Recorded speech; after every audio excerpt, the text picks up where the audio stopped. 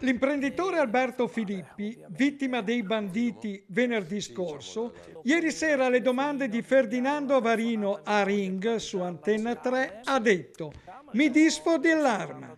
Lei ha detto di essere armato. Sì. Io ho un Come regolare... è cambiata la percezione? Noi parliamo di... Ne ha parlato anche lei, no? Di legittima Sì. difesa, quindi che pensa? Io ho un regolare porto di pistola, una pistola era detenuta nell'armadietto come è giusto che sia, più che come è giusto che sia, come prescrive la legge, che è diverso. Come è giusto che sia io la penso in modo diverso.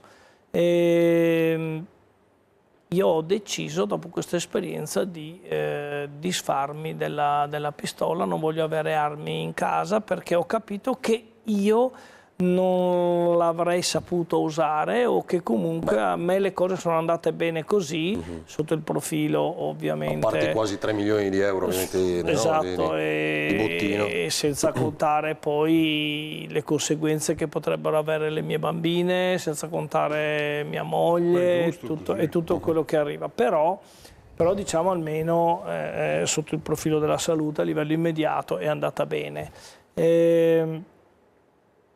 Quindi io me ne disfo, però io sono fermamente convinto che un paese civile come l'Italia dice di voler essere, dovrebbe avere un concetto di legittima difesa, non come oggi, tra l'altro poi oggetto di superficiali interpretazioni o interpretazioni di parte da parte di alcuni, ma dovrebbe averlo scolpito nella pietra come fosse uno dei 10 comandamenti che fondano una religione, e in questo caso che fondano, diciamo, l'aspetto normativo.